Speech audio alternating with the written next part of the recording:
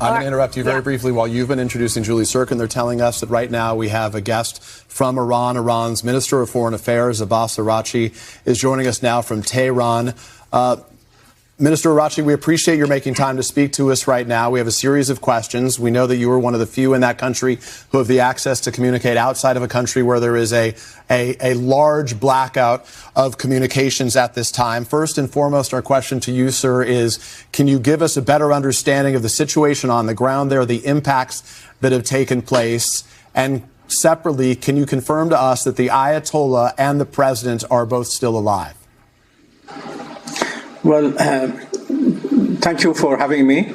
Well, the situation on the ground is quite, I cannot say normal, but the life is going on. Everything is under control. I think Americans and Israelis failed to, access to hit their targets. And now everything is under control. And we almost in less than 2 hours, we were able to start retaliation by attacking, American bases and some targets in Israel by our missiles. Almost all officials are safe and sound and alive. We may have lost 1 or 2 commanders, but that is not a big problem. We are actually managing it. We are handling the situation. And I was in contact with, my colleagues in the Persian Gulf. And I explained for them that, we have no intention to attack them, but we are actually attacking the American bases in the act of self-defense. We cannot just sit and watch they are attacking us and we don't, respond simply because their bases are in a friendly neighbor country. So I explained for them, and I hope that they understand this situation. Another point I have to mention is, I don't know why the U.S. administration insists to start a negotiation and then in the middle of negotiation attack, the other party. Today happened exactly what last June happened. We were in the middle of negotiations. And, and it was interesting that this time we made a big progress. 2 days ago, on Thursday, we had a very good meeting in Geneva, together with Steve Witkoff and Jared Kushner. And we were able to address serious questions related to Iran's nuclear program. We obviously have differences, but we resolved some of those differences and we decided to continue in order to resolve the rest of questions. And we actually instructed the technical team to go to Vienna and have a meeting with the IAEA. In order to find technical solution for the problems we are facing in the negotiation. And everybody was happy at the end of those negotiations. As you saw, His Excellency Badr al-Busaidi, the Foreign Minister of Oman, who is mediating between us, he concluded by posting a tweet saying that today we made significant progress. And before he posted his tweet, he consulted with both delegations and both were happy.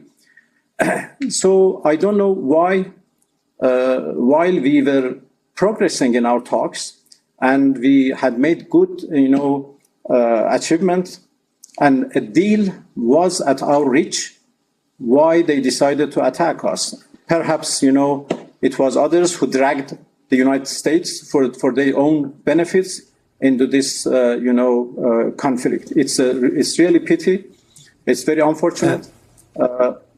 And yes. Mr. Araghchi, I appreciate your comments there, and we do have a series of other questions I want to ask you. But just for clarity for our audience right now, can you confirm with specificity that the Ayatollah Ali Khamenei is alive, and separately that the Iranian president is alive right now following these American and Israeli strikes? As far as I know, yes, they are alive. And the head of judiciary as well, the head of the Speaker of Parliament as well, all high-ranking officials are alive. And the Secretary of the National Security Council. So everybody is now in its position, and we are handling this situation, and everything is fine. Sir, do you believe that you were targeted as part of these strikes? You mean me? Yes. Well, I don't know. They have targeted everybody. Just now I saw the footages of their attack to a girl school in the city of Minab, in the southern part of Iran.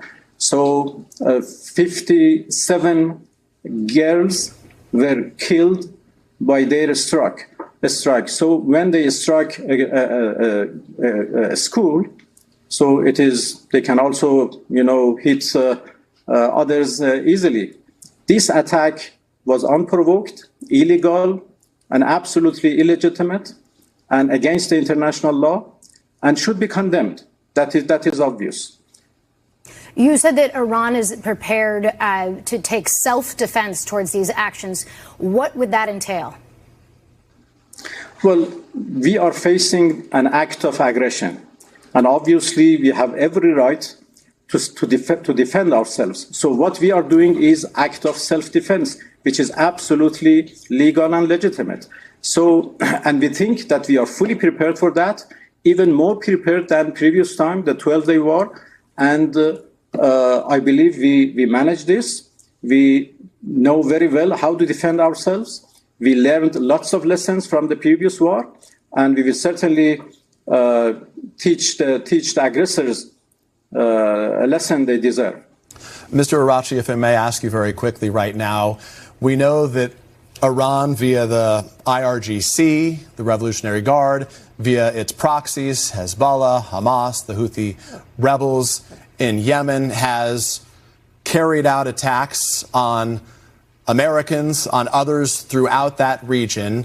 Iran insists that its nuclear program has never been with the desire to create nuclear weapons. But my question to you is, sir, why should the United States and why should the rest of the world trust Iran when it says its efforts to create a nuclear program are only for civilian use and not to continue to carry out harm against Western and American interests?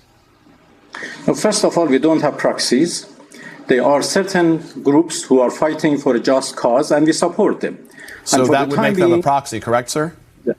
But they are not receiving orders from us. They are independent groups, but we support them, and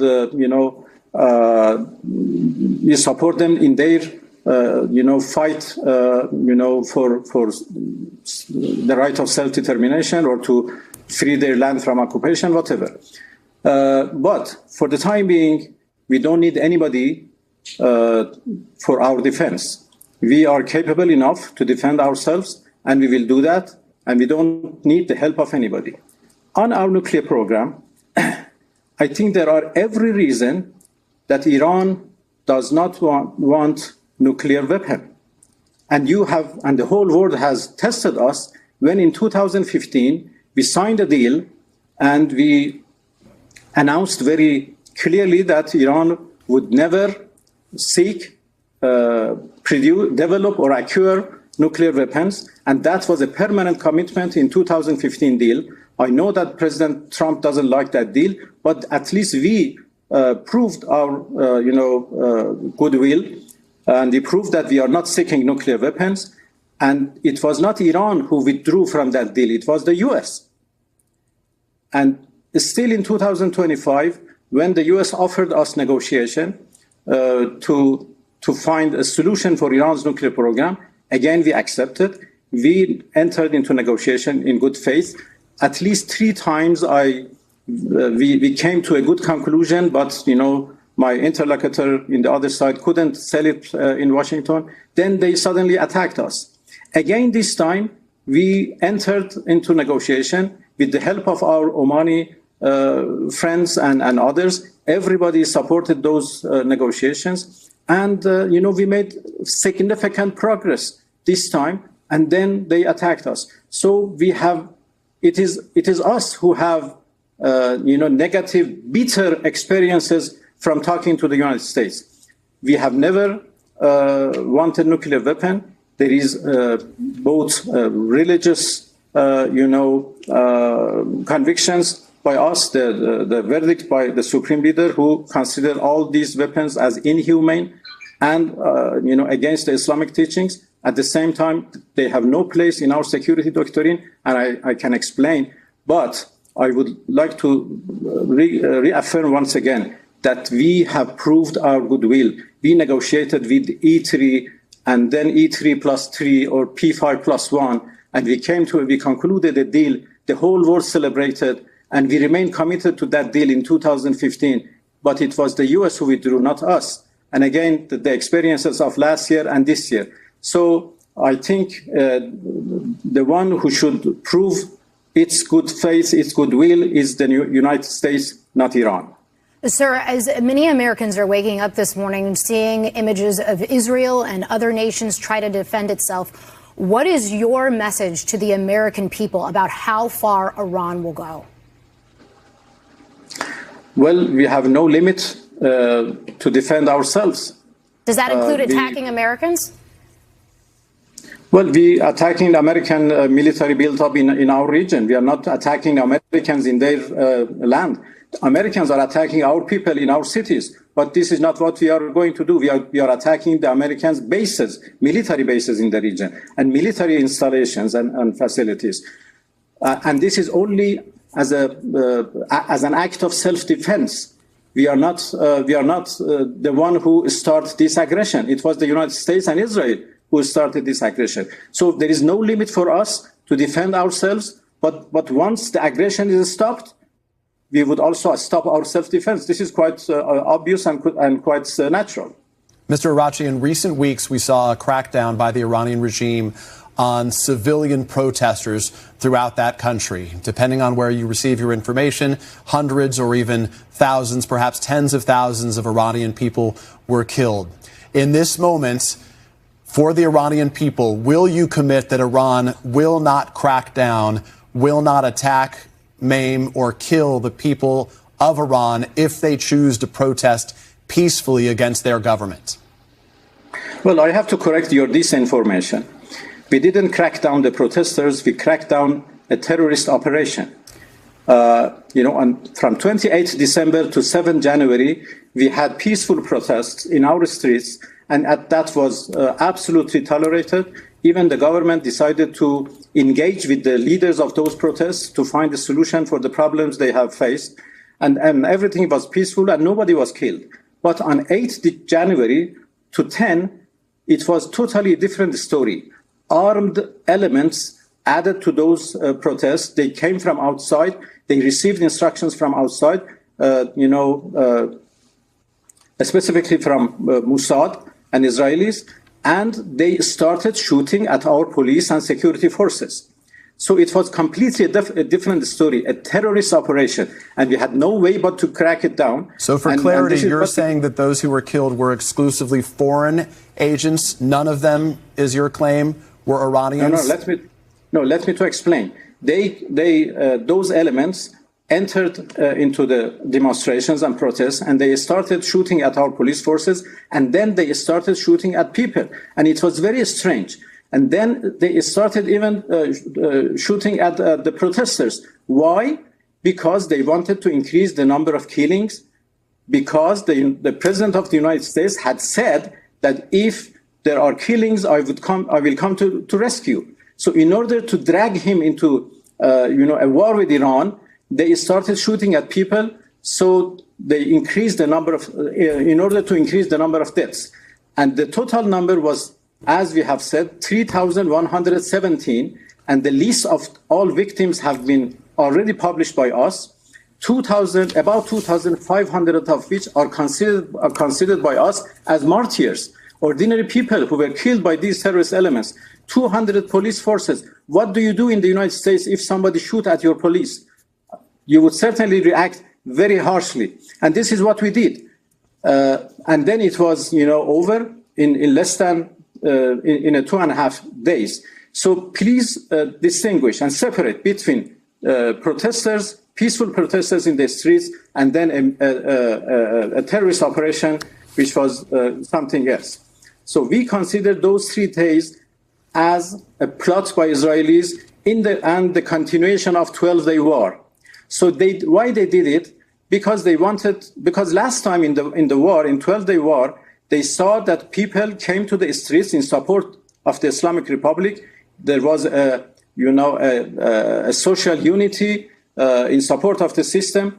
This time they wanted to change the course, so they started with some riots in the streets. They gave weapons to certain elements to come and shoot people. So we would have this chaos, and then attack us. Exactly what is going on right now. So all of those were very well planned, plot by Israelis and Americans. But we were able to control that, operation, and we are able to defend ourselves this time. And you will see that how we can defend ourselves, and the world would see. Sir, you heard likely the President of the United States talk about regime change in Iran this morning in his recorded statements. What is your message to the President? Well, I think this is mission impossible. For regime change, you cannot do regime change while millions of people are supporting these so-called regime. You just look at what happened in the 47th anniversary of the Islamic Revolution. We had altogether about 30 million people in the streets in all cities of Iran in support of the Islamic Republic and in support of the whole system. So you cannot, change this regime because it's supported by the people. Yes, there are also people who are complaining, but they are strong supporters of the regime, of the system at the same time. And then we have a very well-established political structure, and they have tried regime change. This is not the first time that they want to do regime change. They have tried it in the past. Look, in the past 47 years, the United States has tried everything from coup, from sanctions, 8 years of war by Saddam Hussein, supported by the United States and many others, and then, 12-day war, snapback, in the Security Council, and terrorist operations. They have tried everything, and all of them failed. And I don't know why they don't, understand their failures. So if they want to repeat a failed experience, they won't get any better result. Then, sir, what is your message to the Iranian people? We understand that you describe the president's call for regime change as mission impossible. What is your message to the people of Iran right now? In your words, everything is under control, but based on what the world is seeing, there appears to be smoke coming up from a variety of different sites throughout Tehran. There appears to be some panic and real concern there. What do you tell the people of that country about the state of its government and the state of Iran broadly? Well, I said everything is under control. I didn't say that there is no war. Of course there is war. Of course there is panic. Of course there are attacks to different buildings. Of course, about 60 students, girl students, have been killed in one school. Of course there are those things. But my message to my own people is that we are a great nation with a great civilization. We have lasted for thousands of years, and we know how to defend ourselves. We know how to deal with our enemies, and we will survive when we become more stronger out of this. So when you hear the president say to the people of Iran, your freedom is your own, rise up, the United States will be with you, you say to them that's a hollow gesture? Isn't that the intervention in the, internal affairs of another country? If we had done so, what have you said? So the president of another country, no matter how powerful, has no right to decide for the people of another country, to order the people of another country what to do and what not to do. And this is what he did, by the way, in those terrorist operations. He was the one who set fires in the governmental buildings. Do this, do that. And now he's asking people to rise against their government. Has he any right to do that? I don't think so. Sir, are there any back channel talks, any communications that are taking place right now, or are those done? And separately, can this be de-escalated, and how? Well, there is no communication right now. But if Americans want to talk to us, they know how they can contact me. We are certainly interested for de-escalation. This is not our war. This is an imposed war against us. This is a war of choice by the United States, and they have to pay for that. And they do. But as far as we are concerned, we don't want war. We don't want escalation in our region. We are ready for de-escalation, but the aggression should be stopped first. The attacks should be stopped first, and then there is the possibility to talk, and we can consider that. I'm not promising anything because our people are very angry right now. So if the war is stopped, if the aggression is stopped, then we will see how we can, work for de-escalation. Sir, just days ago, you had said that there had been a semblance of an agreement between the U.S. and Iran, and a way to avoid a war, if you will. What specific concessions was Iran not willing to give up? Well, on our nuclear program, we made it clear for the American team that we are prepared to do everything in order to prove that our nuclear program is peaceful and would remain peaceful forever. What we are not prepared for is to give up our right. We are not giving up our right, including for enrichment, but we are ready to build confidence on our nuclear program, to make sure that our program is peaceful and would remain peaceful forever. For that reason, for that goal, we offered good concessions to the U.S. team when we met them in last Thursday, 2 days ago. I may go into the details of those concessions in another program, perhaps, in order for the whole world to understand and for Americans to understand that we were progressing. We made significant progress. We agreed to do enrichment only based on our needs, the needs of Iranian people. I can tell you one of our needs. It is a Tehran research reactor. This is a small reactor, by the way, built by Americans before the revolution. And this reactor produces radioisotopes, medicines needed for nearly 2 million Iranians. So how we can give it up, how we can just stop this reactor?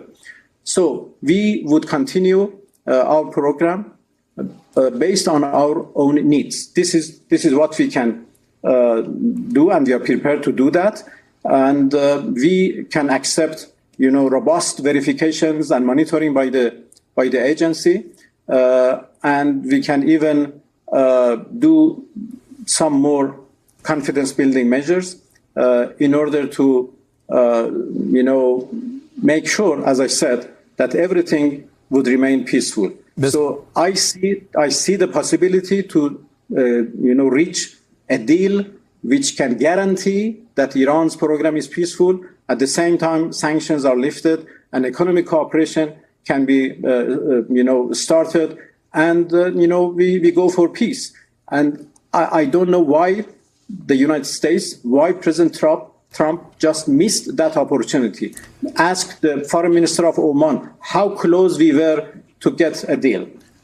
Mr. Araghchi, if I may, we heard from the president first in his State of the Union address that took place on Tuesday and again this morning in recorded remarks that I'm sure you've heard. The president said, among other things, that Iran has been building missiles that, in his words, could soon reach the American homeland. So as it relates to Iran's ballistic missile capabilities, does Iran now have the capability to reach the U.S. homeland? How far removed is it from that capability?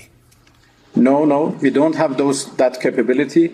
We have intentionally kept the range of our missiles below 2,000 kilometers. So we don't have that capability, and we don't want to do that because we don't have any hostility against, the United States people or Europeans or whatsoever. we have built that capability in order to defend ourselves against our enemies. And, our missiles proved to be the most reliable means of defense for us. So obviously we cannot compromise on our missiles because our security depends on them. So the more, the U.S. administration, the more Europeans or whoever insists that Iran should disarm itself from those missiles, the more we are convinced that in order to protect ourselves, we need those missiles. So our missiles have defensive nature. Our missiles is only for deterrence and defense. They are not for aggression. And nobody has any record of any aggression by us against our neighbors in the past 200 years. So for clarity, you said that your missiles cannot reach the United States by design, that you do not want to reach the United States, but you also said it would be necessary as a defensive vehicle that you could if necessary. So to be clear, are you committing that Iran is not and will not build missiles that would have the capability to reach the United States? I can confirm, yes. Sir, if that's a red line for you, why is attacking U.S. military bases abroad justified? But because they are attacking us. They are U.S. military, installations, facilities, bases who are attacking us. We are under attack.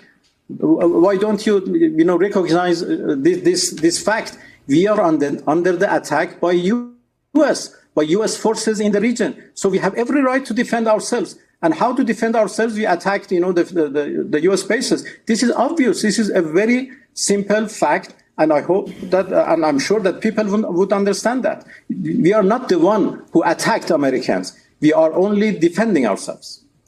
Did these attacks that were carried out by the U.S. and Israel today destroy Iranian missile bases? Well, I don't think so because, we are firing our missiles almost every hour. Did it destroy any missile bases there? Well, I don't know. I have no detailed information yet. But as I see, only 1 hour after the U.S. attacks, we started to launch missiles, to hit targets in Israel and in U.S. bases. That means that our capability is there, and we have enough capability, we have enough strength to continue this as long as needed. I am telling this with confidence. We are more prepared than previous war. Quantity-wise and quality-wise. Mr. Araghchi, we have heard from many foreign leaders throughout the world, among them from the Kremlin. We have heard from Russia. We are beginning to hear from other nations elsewhere. What, if any, communications has Iran had from some of its allies, many of them viewed as adversaries to the United States around the world, about what they are committed to do at this time? Well, I had a good conversation with my Russian counterpart. I also talked with my colleagues in the region, with Turkey, Pakistan, Saudi Arabia, Kuwait, all those GCC countries. And, my mission is to end the war. This is my mission as foreign minister, to end this unprovoked war against us. And we are in close contact with our friends in Russia and China and others in the region. And I am prepared to work on any idea which is, just and reasonable and can help, helping this war, ending this war with pride, of course. Mr. Abbas Araghchi is the foreign minister of Iran. Mr. Araghchi, we appreciate your perspective and coming to speak with us this morning. Thank you. Thank you for having me.